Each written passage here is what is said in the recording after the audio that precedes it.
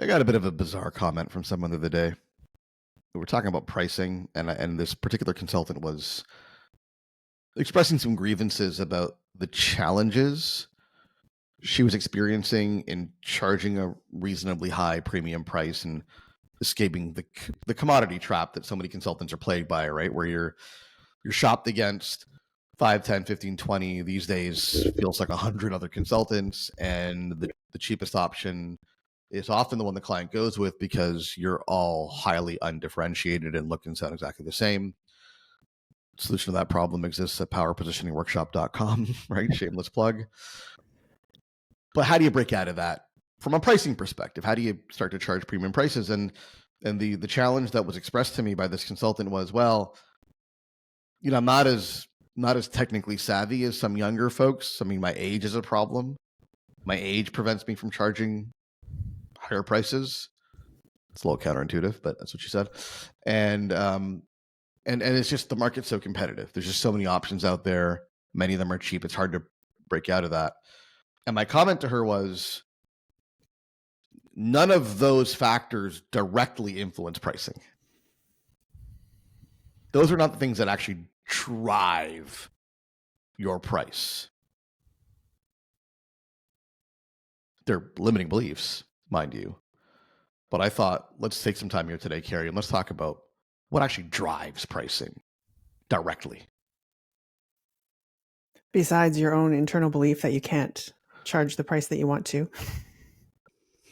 Well, which is, I guess, in the grand scheme of things, that is the big driver, right? Because if you can't say a number out loud or put it on paper because of your limiting beliefs, yes. But if we separate your head trash and assume that you've taken out your head trash, which most of us need to do a better job of, what actually mechanically drives price in markets? Yeah. We'll get into the specifics, but I think the big overarching thing here that's problematic is the very, fact that she was focusing on herself, right? She was focusing on what it is that she, how she looks or how she's perceived or, the way that she's going to do business. And this is common, but what really needs to happen, and this will lead us to, the way that pricing is, the way that pricing comes about is thinking about the problem, right? Thinking about the client, thinking about what it is that they need, thinking about what it is that you're out there to solve. And I think that far too often folks are so focused on themselves, it causes a whole bunch of problems. But in this particular case, it causes the problem of being disconnected from what the market will actually bear, what the market can take in terms of pricing. Yeah, consultants live in this funny world where they seem to think that clients walk around thinking about how valuable they are. Yeah. Right. It's like when a consultant walks into the room, the client has a number above their head, right? That's $150 an hour consultant. That's a $300 an hour consultant. That's a $500 an hour consultant.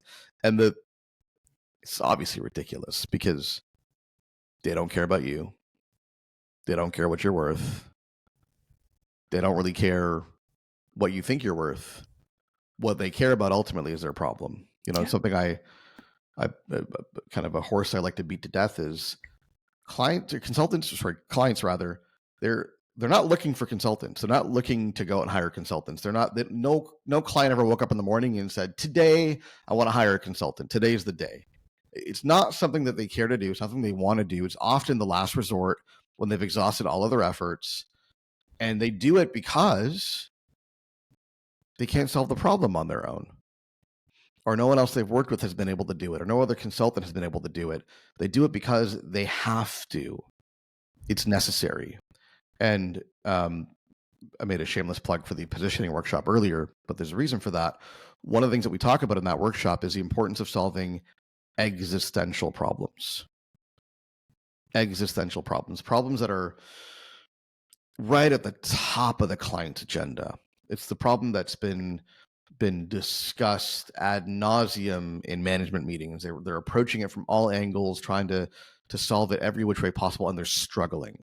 Those are the existential problems that are typically tied to a next step, whether it's a revenue target or an investment round or whatever it may be, but there's some kind of next step in the company's evolution that it's tied to that are getting the lion's share of management's attention, and therefore are going to command a premium price when engaging a consultant, because they understand that, in a sense, you can think of it this way: clients are pricing the problem, not the consultant. And if it's a Exactly. big, expensive problem that's existential, they're willing to pay more money to solve it. Yeah. And, when you talked about you walk into the room and you have a price tag over your head, you got to recognize the price isn't over you, right? They don't care about you. They don't care who you are. They don't, I mean, at some point they care what your capabilities are. But, if you drove in a clown car with a guarantee that you could solve their $100,000 problem, that matters more than, worrying about your age or your technical capability or whatever the case may be. And so just recognizing that, as you're saying, that it's the size of the problem that creates the size of the price tag.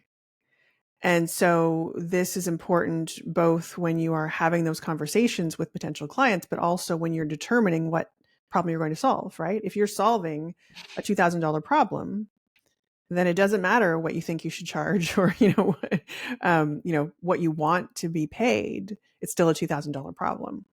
If you're solving, to your point, the existential problem, the multi, tens or hundreds of $1,000s problem, that's when the price tag will increase. And it seems simple when you say it like that, but so often that's not the mindset that consultants are coming from initially. Well, I'll tell you where the rub is specifically here. Consultants would like to solve the $10,000 problem and charge $100,000. Yeah. Right. And often questions around how can I raise my price are seeking that kind of a hack, right? Like, oh, how can I do what I'm currently doing, not elevate or expand my value proposition or solve more expensive problems and just charge more?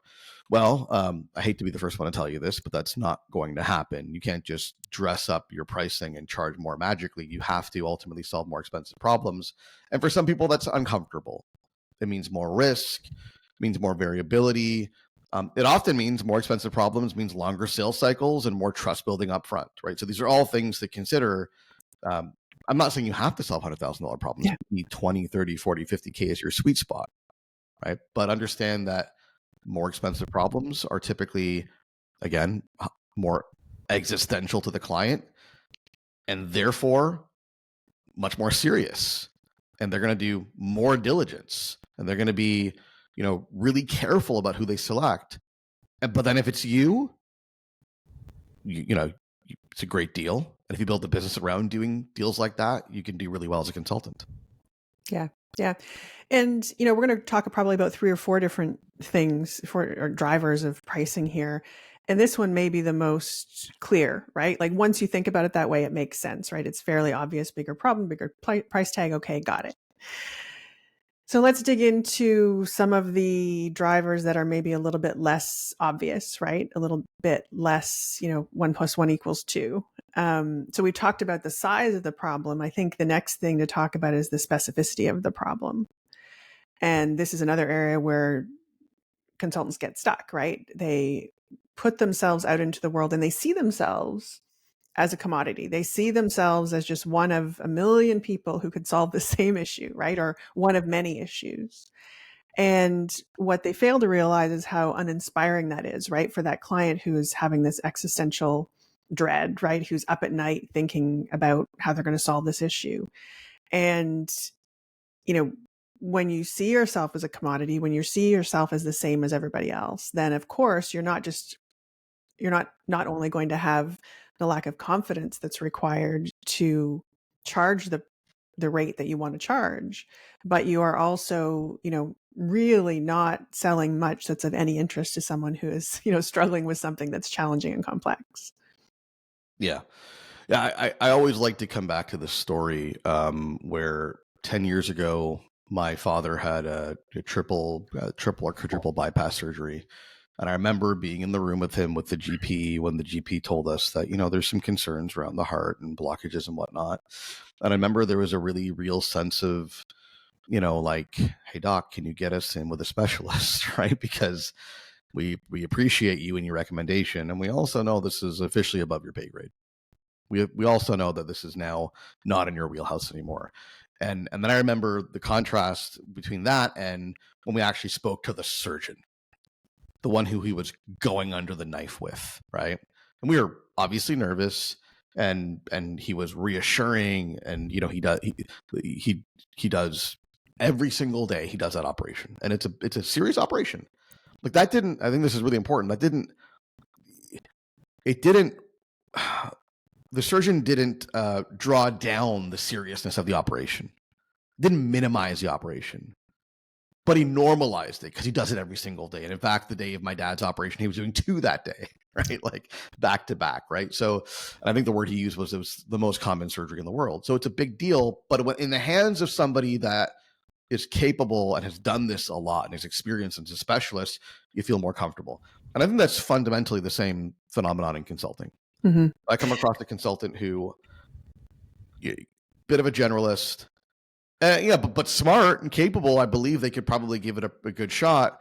And I compare them with somebody who is specialized and exclusively solving the very specific problem that I'm facing for clients who are just like me. I mean, when I put it that way, the choice is obvious, but consider the pricing consequences. Obviously, I'm going to choose a specialist, not for the same price. Yeah. That specialist is going to command a higher fee. And this is why the cardiologist makes more than your general physician. Yeah. That applies to, many different careers and applications. Yeah. And it's also interesting though, because, it's not necessarily, like, to your point, the cardiovascular surgeon, very specialized to cardiovascular surgery, of course, right?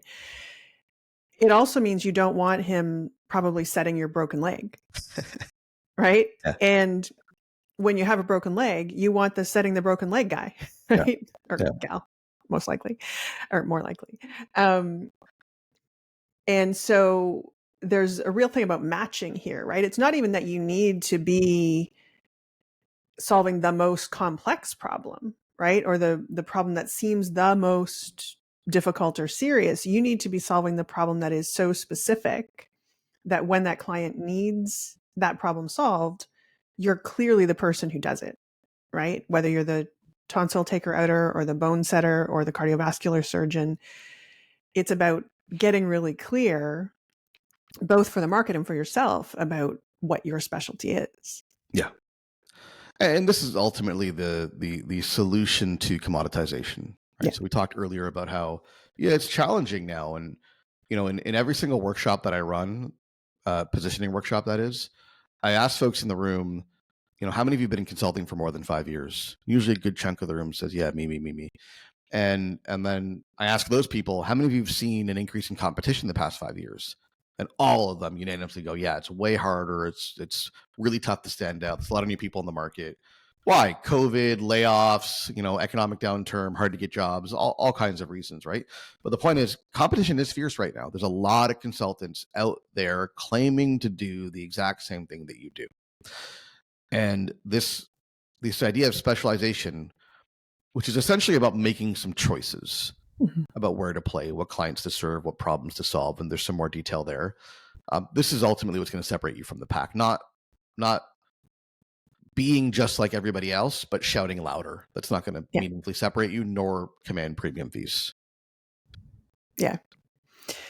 And, this is the thing that leads to how you position yourself in the market, right? It's one thing to be a specialist. It's one thing to be very clear about what it is that you do, right? And where you add value. But the real trick is knowing how to say that, right? Knowing how to put that out there in the world in front of people in a very specific way, right? In a way that lets them be able to sort, right? You want them to, it's kind of like a dating app, right? You want them to be able to swipe whichever way no is left, I think, on, on all the folks who aren't exact matches. And then when they see you, when they hear you, when they understand what it is that you do, they immediately want to swipe to the right, because it's so very clear that you are matched to the problem that they have. Yeah. And you need to be okay with all those other people who aren't a match to the problem that you're solving walking away, right? You want them to go to the place where they're going to get the best possible service. But you need to be so very clear that it's more than obvious to somebody who, comes across you that you are the right person for this particular challenge. Yeah, I call this going from being a wandering generality to a meaningful specific. Yes. You want to be, it's counterintuitive for a lot of people, right? They want to be relevant to as many people as possible, and it's almost like that feels logical, that feels responsible, right? If I can be appealing to as many people as possible, I will do more deals, make more money. And the opposite is true. You want to be irrelevant to the vast majority of people. Yeah. Right? But when you're relevant, you are highly relevant. You are deeply relevant and resonant. So that, 5% or 10% of your market that finds deep relevance in what you do also can't find anybody else who does what you do. And therefore you become a market of one for that segment. Yeah, absolutely. Yeah. And what else? I think, the other thing that we talk about a lot here is the difference between being, a pair of hands, right? Being someone who just comes in and does some work, right? Gets kind of paid by the hour to do a little bit of work, and the organization or the person that they're working for moves on. And I think, the final thing to talk about here is how you're working with your client and what they're expecting of you. Yeah. Yeah. I mean, David C. Baker has a good great book called The Business of Expertise, and has a good reference to this. And what David says, and I couldn't agree more, is that you can either walk in the strategy door or you can walk in the implementation door. And it's a bit of a generalized statement, right? But think about that. When you walk in the strategy door to the client's organization, they need your expertise to determine what to do. They need your expertise as an input to inform their strategy. They don't know what to do on their own. They need you to help them define what to do. And that's more expensive, typically, than walking in the implementation door when they need someone to do the work. They need a pair of hands, as you said. It's the brains versus the pair of hands. All things considered, strategy work being perceived as the brains who we need to define the approach is going to be more expensive. Why? Because strategy mistakes are more expensive, right? Strategy mistakes that take you down the wrong path are far more expensive than implementation mistakes that can be course corrected fairly quickly. So you want to think about, to drive a higher price, how can I move myself up the value chain? How can I start to walk in the strategy door and have a seat at the table in defining what needs to be done and position myself accordingly, because that's more expensive than actually doing the work. Not that you can't do the work. I'm not saying you can't get involved with implementation, but the door that you walk in kind of anchors and sets the frame of your value and therefore your price. Yeah. And, in all 4 areas that we've just talked about, I think the really important kind of overarching message here is that you get to decide, right? It's up to you to decide how big of a problem you're going to solve. It's up to you to decide how, where you're going to get specific. It's up to you to decide how you present that to the market. Excuse me. And it's up to you to decide, if you're going to be the doer or the strategist. And to me, that shift in thinking from like, I just need to run out in the market and see what will happen, to I can make some very clear decisions around each of these components and position myself in a way that not just commands the higher price, which is what we're talking about today, but also makes me, more viable as the consultant that the organization wants to hire. Putting yourself in the driver's seat, I think, gives you a certain kind of power that also helps you get rid of the head trash that we were talking about at the beginning of the conversation, but most importantly, really positions you to command the price that you are, quite frankly, worth. Yeah. And I think I don't want to have a conversation about pricing without at least commenting on something more intangible and related to the head trash, but it's the opposite of head trash. I don't know what the opposite of head trash is. Head gold. And that is confidence. Confidence is a major driver of pricing. That is confidence on both fronts. Confidence in the client has in you, and confidence that you have in solving the client's problem. And it's driven by all the things that we talked about. You know, the cardiac surgeon that we mentioned, you know, if I go to him for a broken leg, guess what? He's not as confident in his diagnosis or his ability to operate on my leg, because that's not his wheelhouse. So these choices are not only designed to, when it comes to getting more specific and solving the right problem and so on and so forth, it's not just about getting the market to be more confident in you. It's also about you becoming more confident in what you can do. Because all things considered, if you solve the same problem for different clients over and over and over and over again, you're going to be much more confident in solving that problem than solving other problems. That confidence shows up in your marketing, in your sales interactions, in your business development conversations, in your objection handling. And that's a big part of what drives the premium price.